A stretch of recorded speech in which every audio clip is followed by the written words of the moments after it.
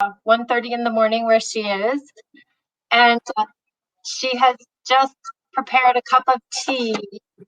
So hopefully she will be able to stay awake through the course of our discussion. Dorthe, welcome, and thank you so much for being with us this evening.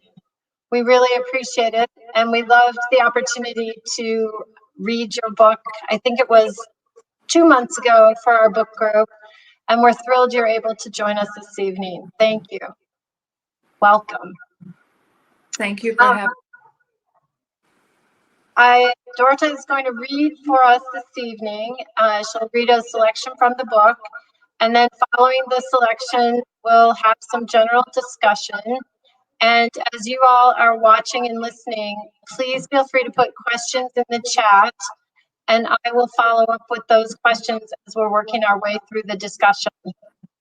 I am hearing myself reverbing really badly. Is everyone else having that experience too? Mm-hmm. Yeah. I'm not sure what to do about that. It wasn't the case when we were in the green room, but now all of a sudden I'm really hearing this bad reverb. Hang on. Let's see.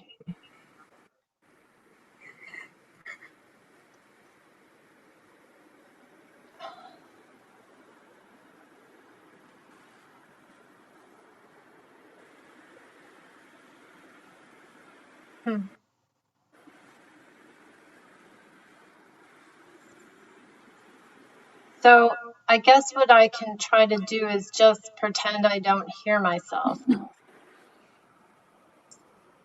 An option. Okay. Well, Dorthe, why don't you get started with your reading for us? And while you're reading, I'll see if I can figure out what to do about this reverb. I hope you can hear me. It feels as if my sound is not getting thrown back at me. So there's hope. I hope you can hear me. I'm going to read an excerpt from Wild SWIMS and from the story called On Narrow Paved Paths. And it goes like this. It's about Einar, who's sick with cancer, and Alice, who's his neighbor and thinks that this is her chance to be a do-gooder. And it goes like this. The 1st of June, Einar was diagnosed with cancer. The 2nd of June, Alice rang up their circle of friends and told them that Einar had been diagnosed with cancer, and to judge by his emaciated state, he had nothing to bring to the fight, so it must be terminal. In any case, it would be best if Einar, who had no wife or children, was admitted to a hospice as quickly as possible. That was Alice's opinion. Her own husband had died in the hospice, and those were his best days, she said on the phone when her listeners had sat down heavily on the sofa or in a kitchen chair with a poor Einar. On the 5th of June, Alice walked along the neighborhood's narrow paved paths to Einar's, where the door was never locked. She went through the yard and into the kitchen, and here she found the invalid with a schnapps and a cheroot. The invalid appeared anxious and apathetic, and Alice met him with warm, thin hands and a steady gaze. Then they smoked together while Alice told him how to deal with a serious illness. Her father had been a dentist, and there was nothing to be done but take things as they came. Yet Einar had a faraway look in his eyes. He stared at the bird feeder outside the window and said, "When Mother died, a robin appeared at the feeder. It kept coming back that entire winter. It was Mother who was visiting me." That same evening, Alice rang around and said she feared that Einar's cancer had metastasized to the brain. The 10th of June, Einar went to a doctor's appointment with his sister to discuss treatment options. It was in the morning, and what the doctor said was that as long as he drank schnapps, they couldn't treat him. In the evening, Alice called everyone and said that the sister had found empty schnapps bottles and flattened boxes of wine in the invalid's home, but not much in the way of food. "You can't be cured if you don't eat," Alice explained. That's what her father had always said. That's also what she'd always said herself back when her son was little. You've got to have something to bring to the fight. The next day, Alice went along the neighborhood's narrow paths to the invalid, who sat askew in a chair in the kitchen and talked about all the years he was looking forward to. The future unfolded itself for Einar, and he spoke of it in hazy images. On the table were some tranquilizers the doctor had prescribed. He fingered them and expounded on what was to be planted in the kitchen garden next year. He also spoke about how he was now going to be cured. A woman he went to croquet with on Tuesdays had dropped by with a guide to eating yourself free from cancer. Lemons and baking soda in particular were known to work miracles. The woman had also brought provisions. Alice could have a look herself, and she did. Einar's refrigerator was full of lemons and baking soda, but Alice easily swept the contents into a garbage bag. Afterward, she sat beside him and laid a thin hand over his. My father was a dentist, she said, and the only thing baking soda can save is a cake. Later, Alice went home and called up the woman with the lemons. She asked her straight out to pack it in, though she needn't have sounded so harsh. That's what she thought afterwards, before she called the others. After all, the invalid had chosen the schnapps over the lemons, and the prescribed tranquilizers lay on the table like mints. To judge by Einar's condition, he wasn't able to figure out his doses. We just have to hope he manages to get into a hospice, Alice told everyone who was following Einar's last days, and then she went to bed and slept like a rock. Every day from the 12th to the 19th, Alice went over to see Einar. He was lying in his bed more often now, which made his feet easier to get at. She removed his socks and massaged his feet, lumpy as they were, because it felt so nice. She knew it did. As she sat there at the foot of Einar's bed and talked about her father, who'd been a dentist, about her devoted years as a school teacher, about her deceased husband, and about her son, who'd been sweet as a child, her fingers were busy pinching and patting. The big tomcat that always hung about Einar was easy enough to shoo off the bed. Then it stalked around beneath the bed and glowered at Alice while up on the bed she spoke of the future.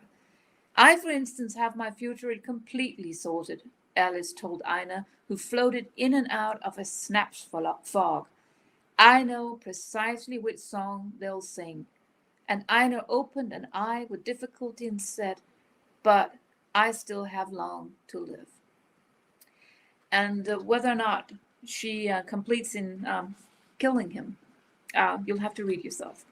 Thank you.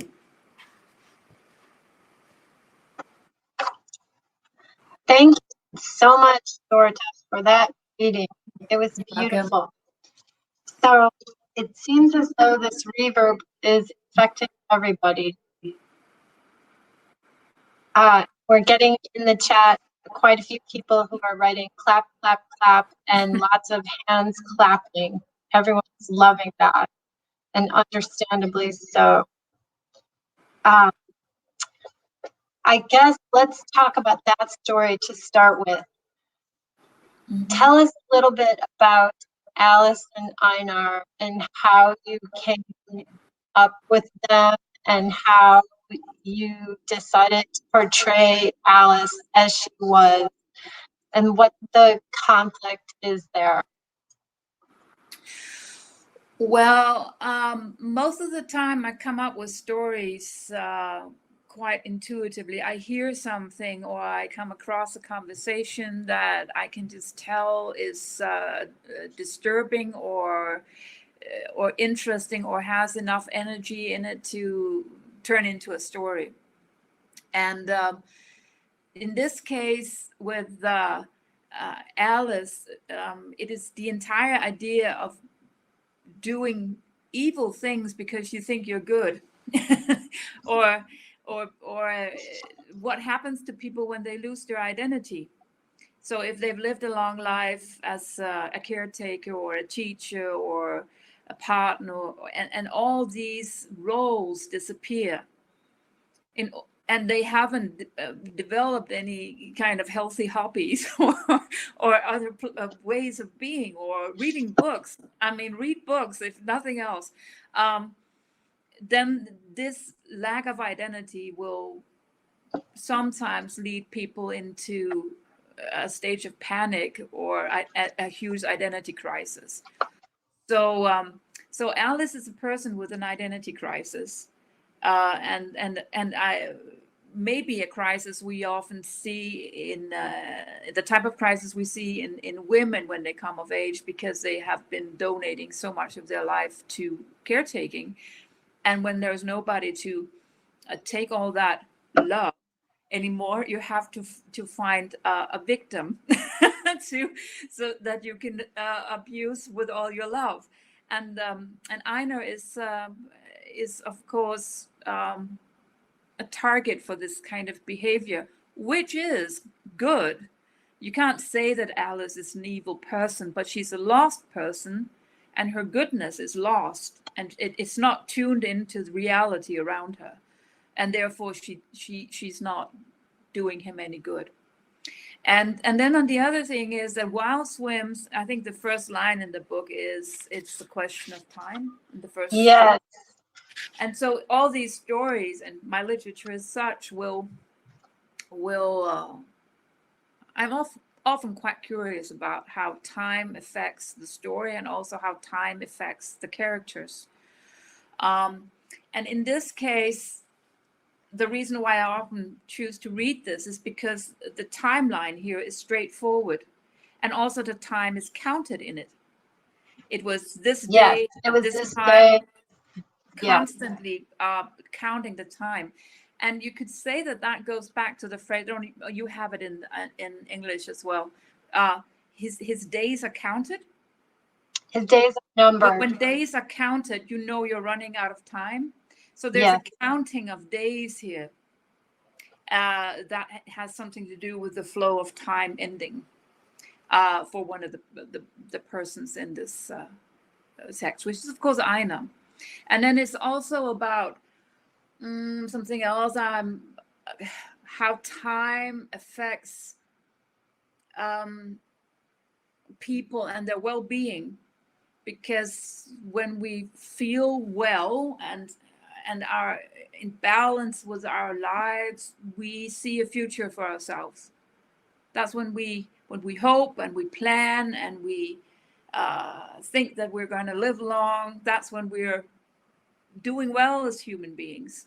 So what Einar is doing is actually perfectly all right. There might be a place in him where he knows he's dying, but in order to get to that place, he imagines a future. So what Alice is doing is in my eyes quite violent, because she keeps on popping up into his house and saying, "You have no future," which is a violent thing to do to people if they choose to think they have a future. It is. It takes away their hope. Yeah. And I think as human beings, if we didn't have hope, that really is the end. Yeah. Mm-hmm. Definitely. I know what your situation is as it relates to COVID, but in Chicago right now, we're experiencing some unusually warm weather. So it's in the high 70s and even the 80s here, which is completely irregular for April. And we've experienced a loosening up of some of the COVID restrictions. And I, in the store, have felt an amazing sense of hope and a change in people's perspectives, and a sense of the summer is coming. We can be out of our homes. We have vaccines, so we have an opportunity to fight this virus, et cetera, et cetera. And I think without hope, we're lost. And definitely I could feel that in the store when it was dark and cold in Chicago and people were in their homes because of COVID, and nobody knew exactly what was coming next. And I think the hope piece is huge as human beings. And also the year we've spent with COVID-19 is also time standing still. And time standing still will often, for some people, lead to a sort of depressive state in itself, because it reminds of a sorrow. That's the state where nothing moves. That's sorrow or grief. So I'm used to working alone in my house. So I don't think it's affected me as much as it has, and other writers in that respect, because we're used to that kind of living. But it's, for some writers, it's been hard to come up with new stories and new writing, because that takes daydreaming and imagining, and daydream and imagining takes a sense of future. You have to be able to see that what you're doing out there. And then it's also been difficult publishing during the last year. Yes, I'm sure. As a writer, do you take inspiration from the daydreaming perspective, or are you sort of plot driven and create your plot and then characters to fill in? Or do the characters speak to you and then you create your story? It's a bit different from piece to piece, but I would say that short stories are quite often a sentence that I hear at dinner party I'm at, where I listen in on a conversation. Is that a dog? Yeah. We're a very dog-friendly store. I have a cat. Shut the door. No, it's okay. It's okay.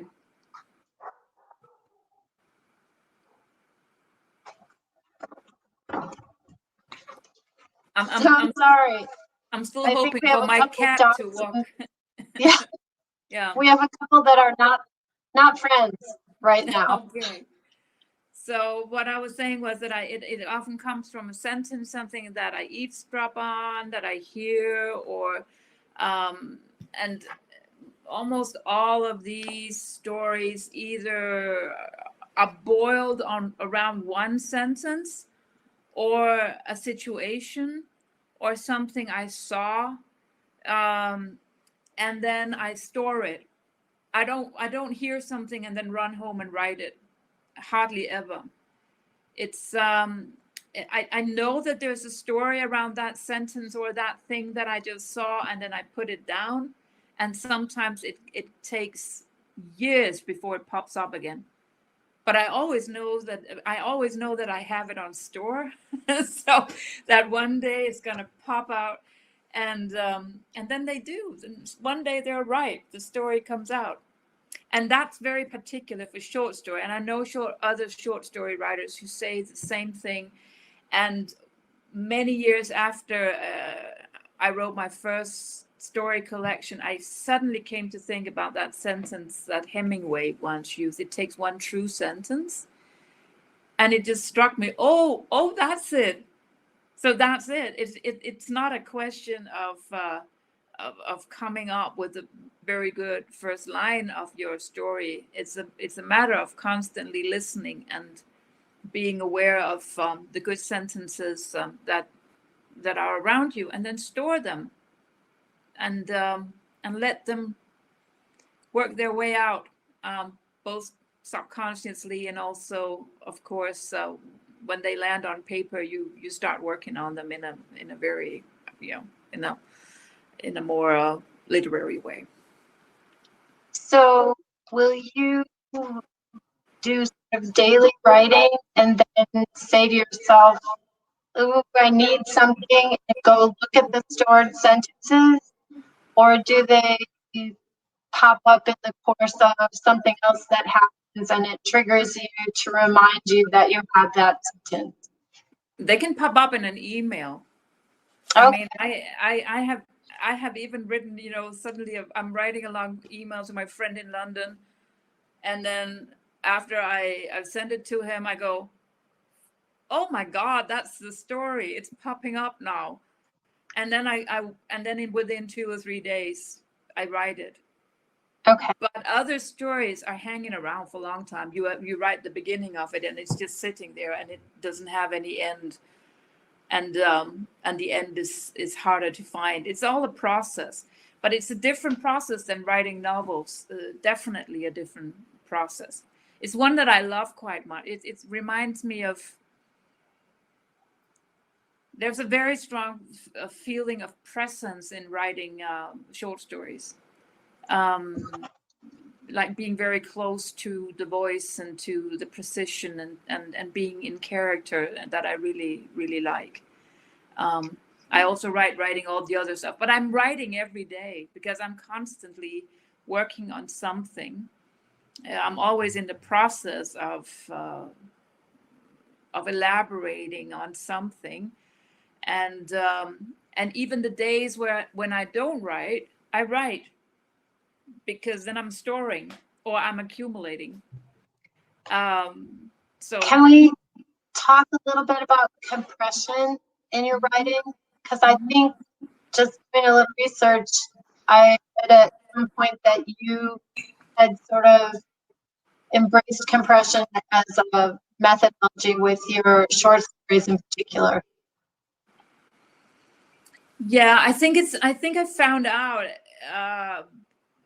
was aftermath, because when I wrote my first story collection, I didn't know what I did, but then I had this big breakthrough, and then I had to understand what it was that I did, and came up with that there's a lot of compression in there.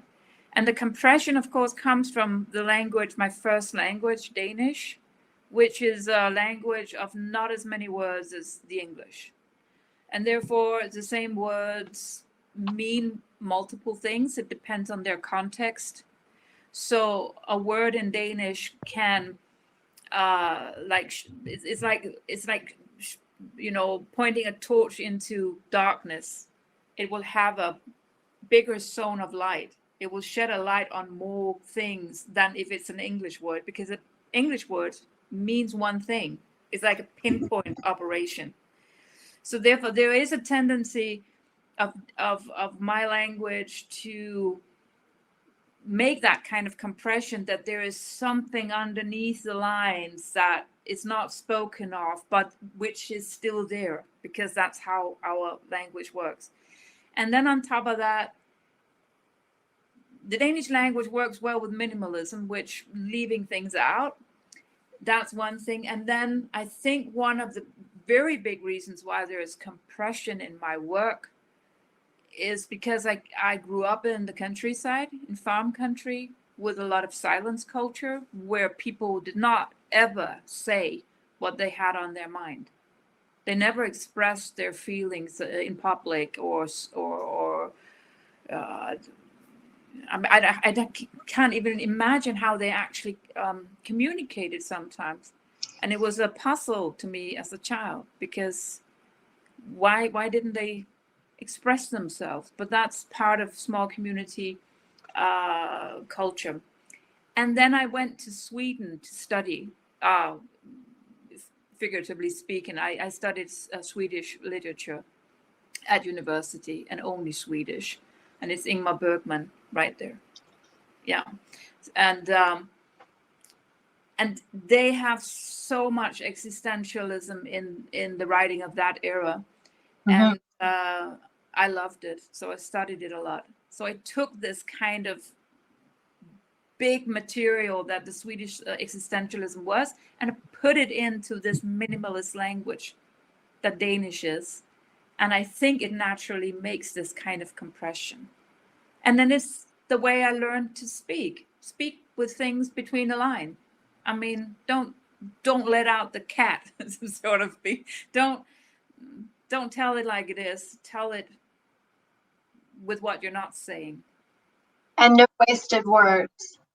Sorry? No wasted words. I'm sorry. No extraneous words. No wasted words. Everything said as simply as it can be. Yeah, or as poetically pinpointed, precisely as can be. But even the precision in my literature comes off as a bit mysterious at time, because what's actually going on here? So even precision is not precise. But I work very hard on this precision thing, which also means that when I'm done with the book, and I've been working on it for a while, I also work on the English translation. I sit in on the English translation. I almost know my book by heart, in the phases around the completion of it. So I know you've worked as a translator in the past. When your own work is being translated, especially into English, because we can be wordy, is it a difficult process? Is it comfortable for you? Does it take a while to come to the finished product where you feel that it really represents what you're trying to say?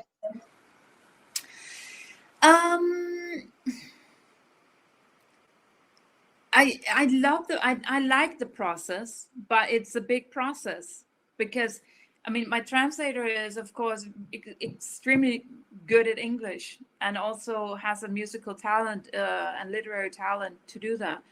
But because there is such a high level of precision and there's so much beneath the lines, we have to find the right word. We have to find, because English has a word for everything. We have to find the word that will work like that in English. And so that's great fun, figuring that out.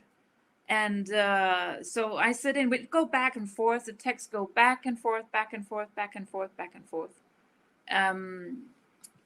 until we find it.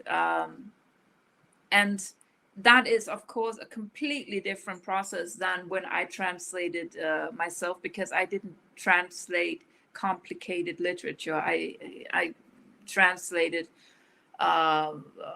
commercial literature, mainstream commercial literature that wasn't that complicated, you could say.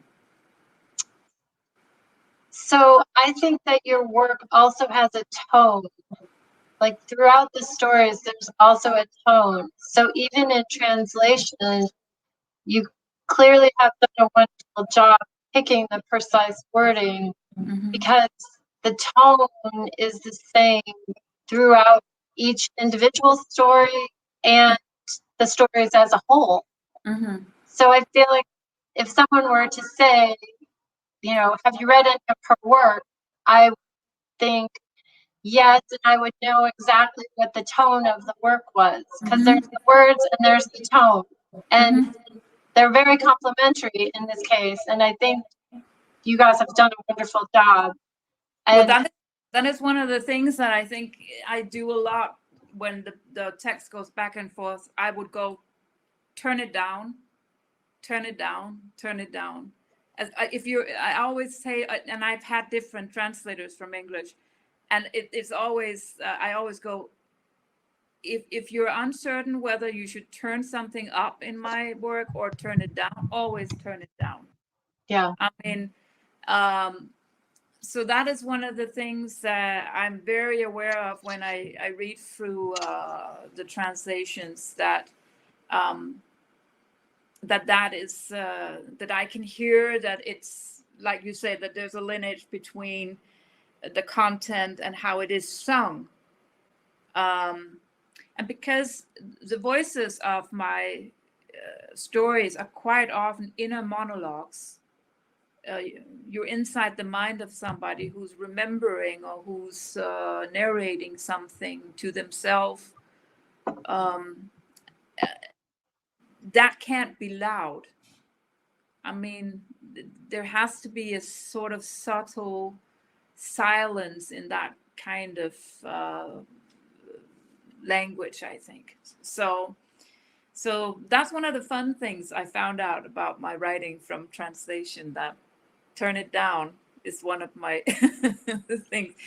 And it's probably very annoying to my English translators that I sit in a lot, but it's all because my books get translated to a number of languages.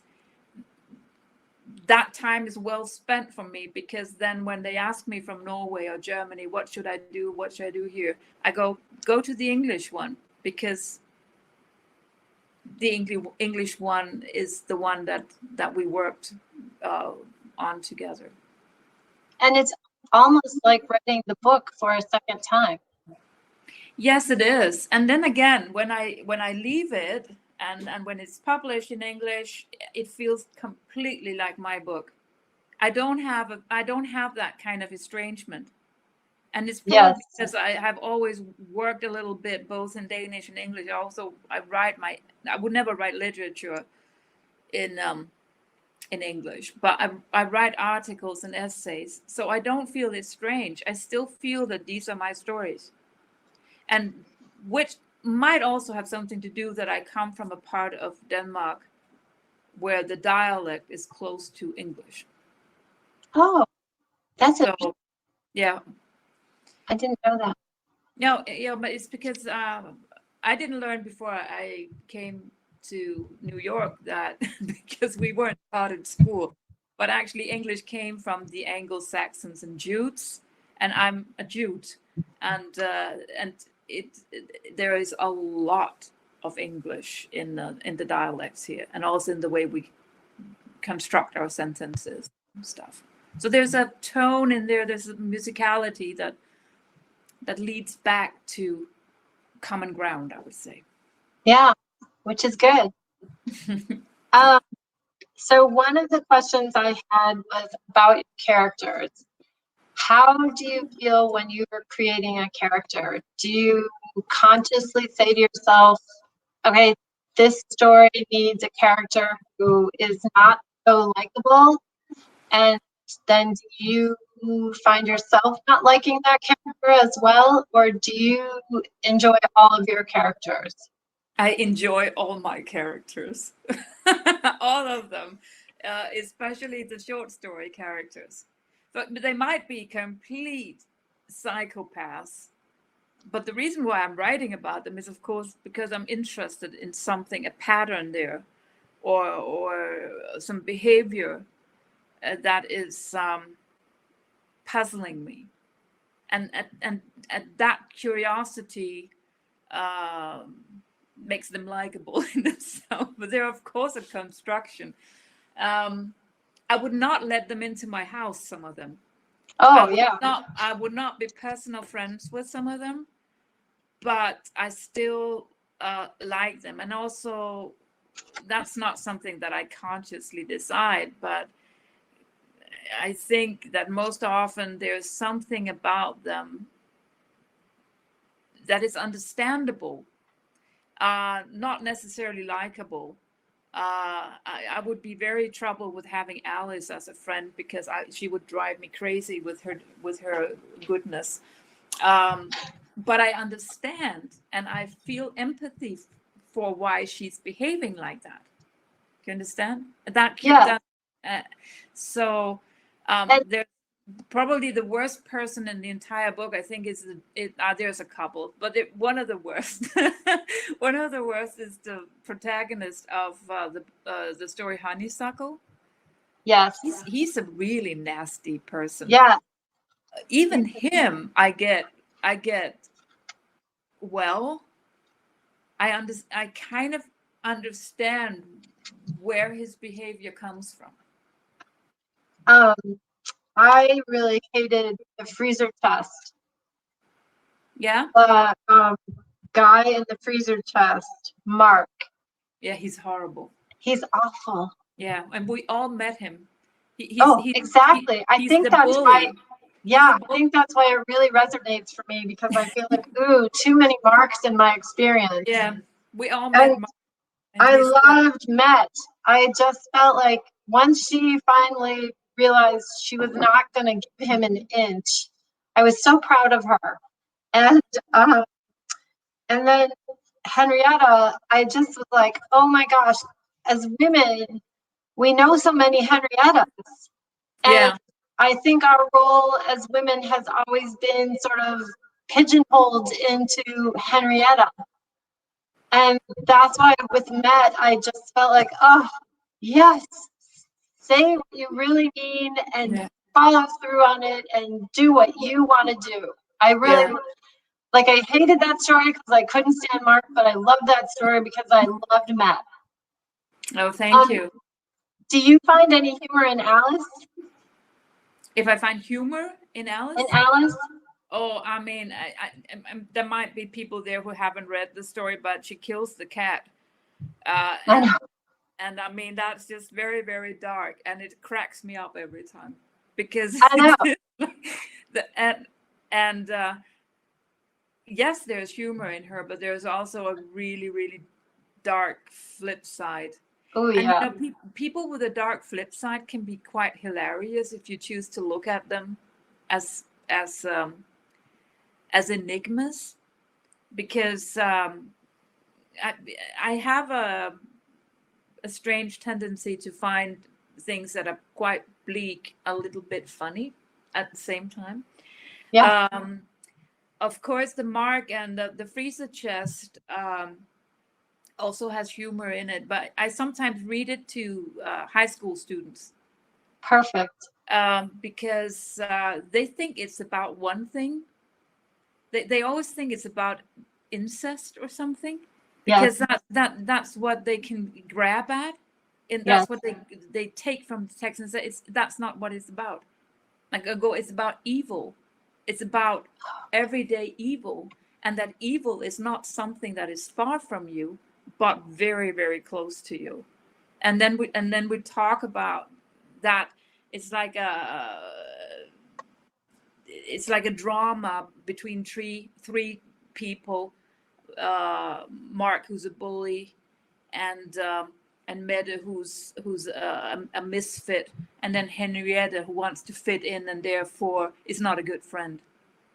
And we've all met Marks, but when we think back on our lives, the ones that we really, really want to meet again and yell at are the Henriettas who let us down, who said that they were our friends, but let us stand there alone in the face of evil.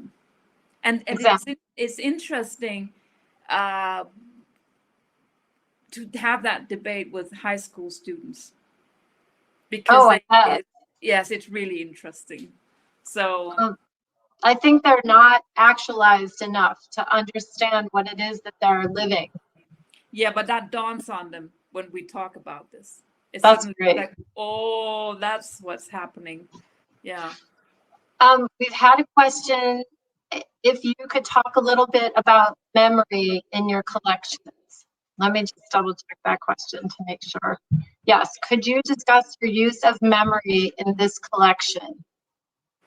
Yes, because I'm, as I said in the beginning, always curious about how time works for the narrative and for how the characters are shaped. We can't escape memory. And I think that if you don't have access to your memories, it's really hard for you to plan ahead or plan ahead in a healthy way. I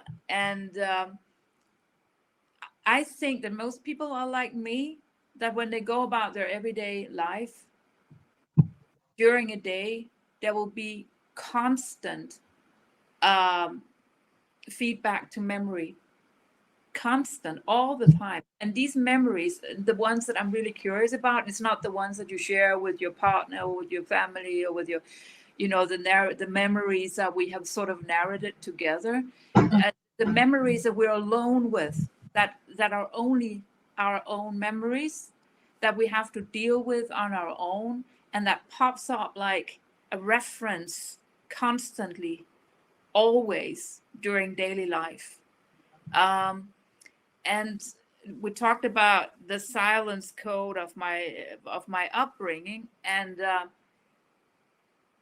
I was always curious about this content, that I knew that the people who were very silent around me in this little community, of course, had a bunch of memories in there, a lot of stories that never came out, and they must be somewhere. They're, of course, inside them, and they're constantly referencing to them.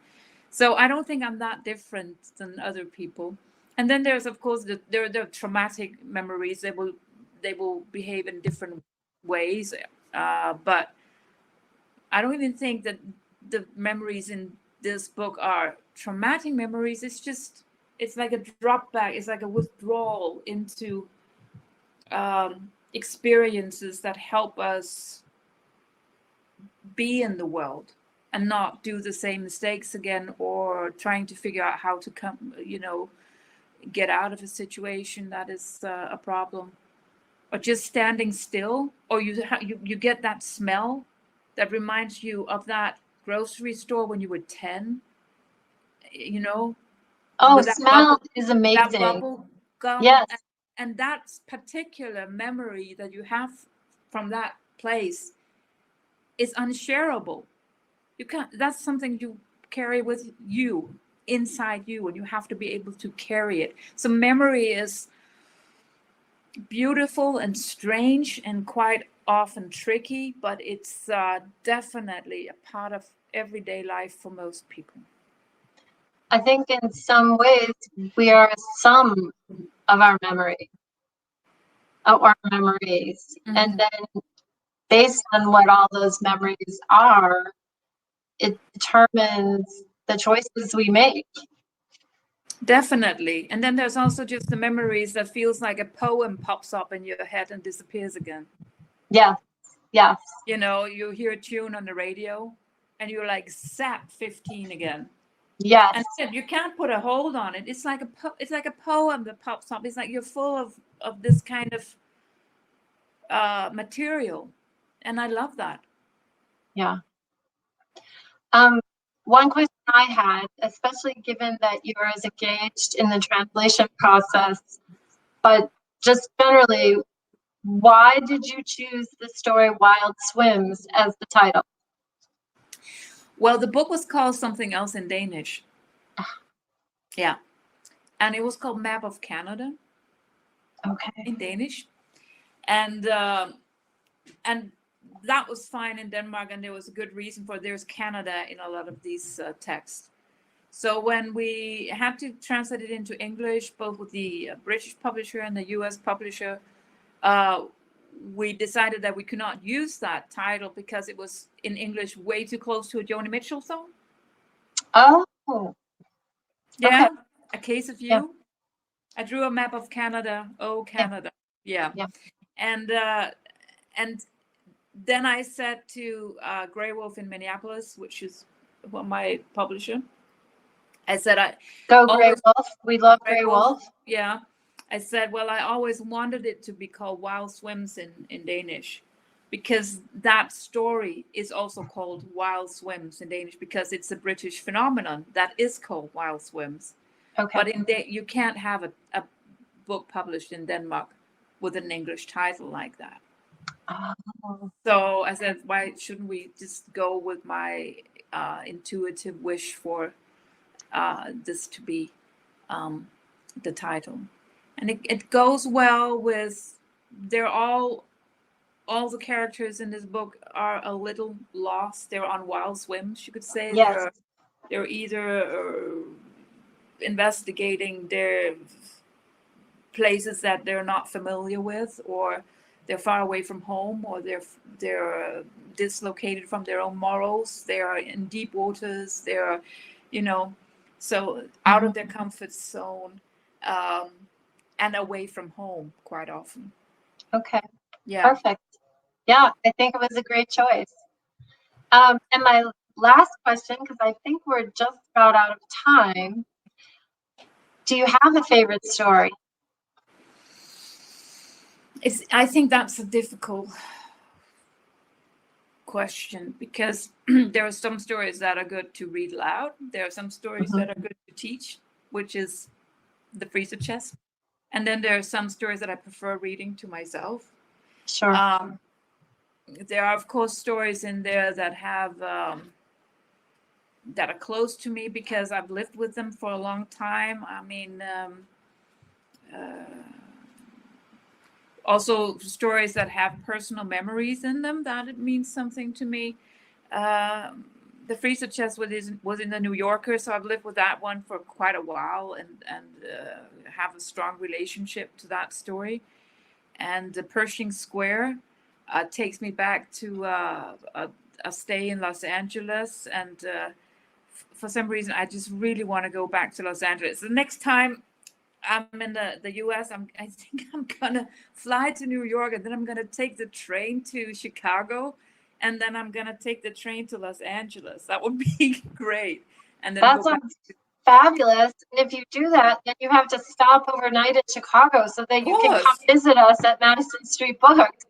I would love to, and I have to go back to the Arts Institute, and I also have friends in Chicago that I have to see. Oh, perfect. We would love that. So please definitely let us know if you're going to be here, because we'd love nothing more than to have you in the store. I'd love that. That would be great. I'd love that. We're really looking forward to that point at which we can actually have more than 4 people in the store. Yeah. So, I look forward to that as well. But yeah, no, we would just love a visit. That would be marvelous. Thank you.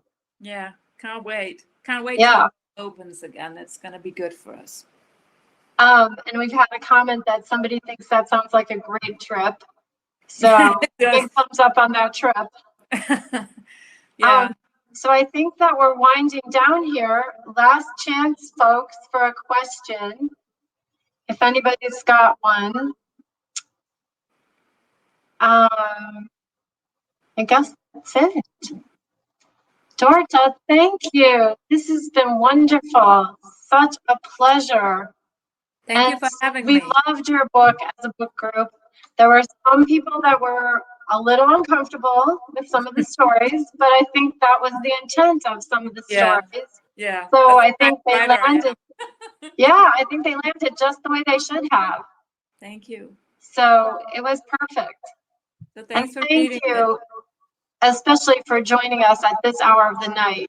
We really do appreciate your time. I know it's super late and you're probably just pie-eyed, but we really do appreciate you taking the time to be with us, and especially at this hour. It's okay. I'm probably gonna stay up for another couple of hours because I've been drinking coffee all night. Oh gosh. Oh my gosh. It's okay. Time to pull an all-nighter like you would have in college and write a short story. You won't wish that. It's okay.